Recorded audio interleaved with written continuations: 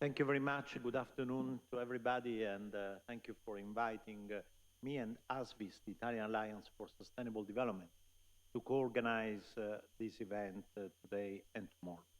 It's a great pleasure to be here, especially as you have chosen to put the 17 Sustainable Development Goals at the core of the entire agenda.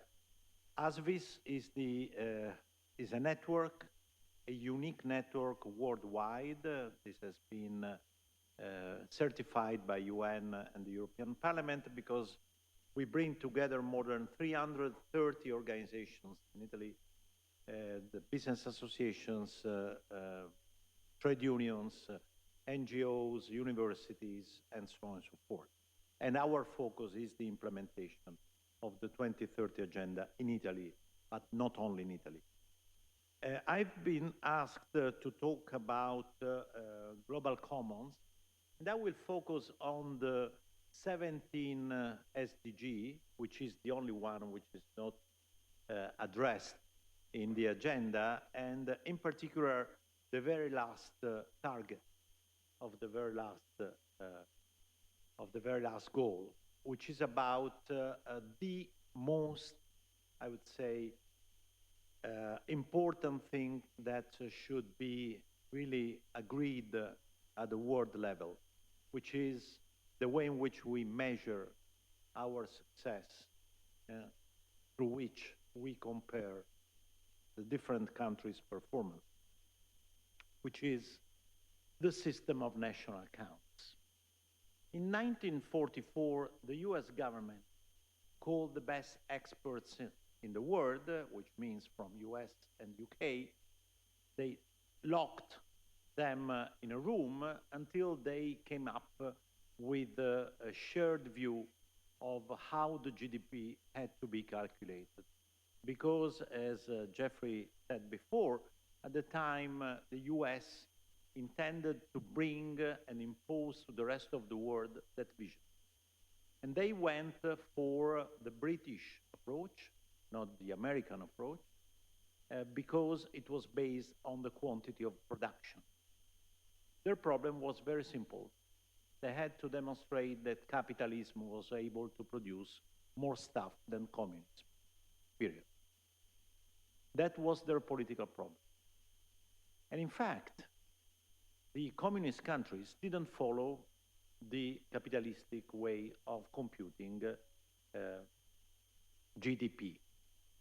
I still remember when 2008, 2010, first as chief statistician of the OECD, and then as president of the Italian Statistical Office, we helped China to build their quarterly national accounts, to compute GDP at quarterly level. Because until that moment, China was not computing GDP in the Western style, but still using the accumulated data, because at the time, like in communist countries, the problem was to achieve the annual target. Therefore, quarter after quarter, there was a measurement that accumulated the different data. We helped, together with Bank of Italy, to change the system. And since then, China has a quarterly national accounts that is used worldwide.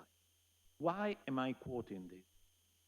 Because the Secretary General of the United Nations, in his Our Future Agenda, clearly indicated that he wants to initiate a process to change the system of of national accounts to go finally beyond GDP. Look, I've been working on this topic over the last 20 years, and I remember when China developed indicators of the so-called harmonious society.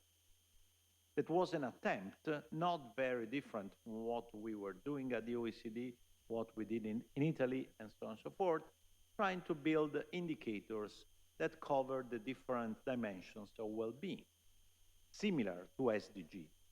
But the problem we have is that the core of national accounts is completely wrong, especially as it was also described in the encyclicals by Pope Francis, they still focus on the quantity of production and not on the well-being of people and the well-being of the planet.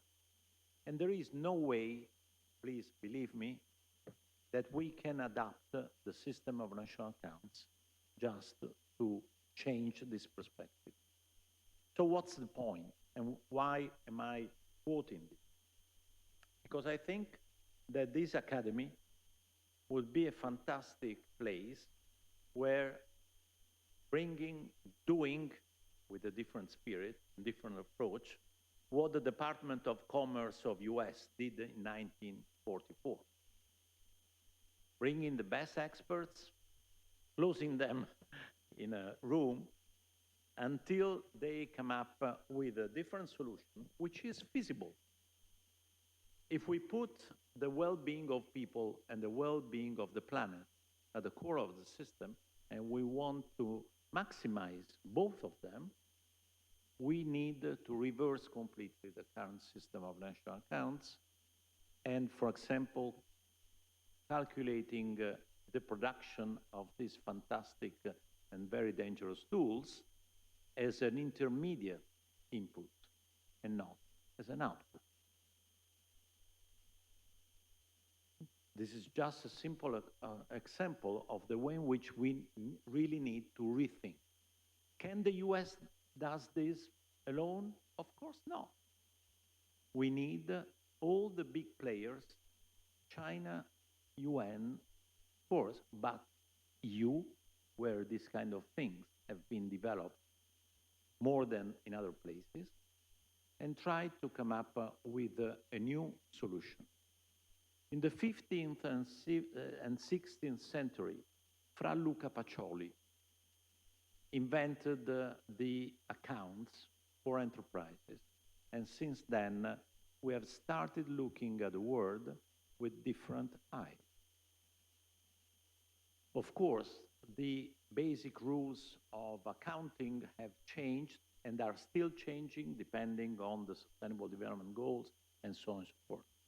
But the key point is that this is not about statistics. This is about life of people and life of the planet.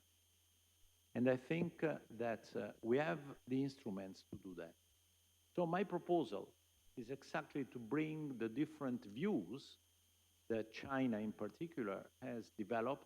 They have developed the ecosystems accounts, very interesting approach, similar to what now this has become one of the UN standards. EU has developed other views. US and other countries have very interesting approaches. So my concrete proposal is that if we want to take this forward, and I think it's the right moment because in theory, in September 2024, in the summit about the future, called by the Secretary General, we could put this proposal on the table, is that we keep going in this direction, and by 2024, putting a proposal in front of the leaders of the world, and then by 2030, finally, move to a different system, which would represent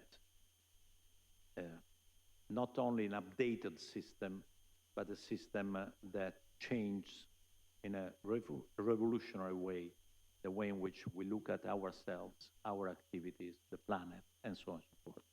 Thank you very much.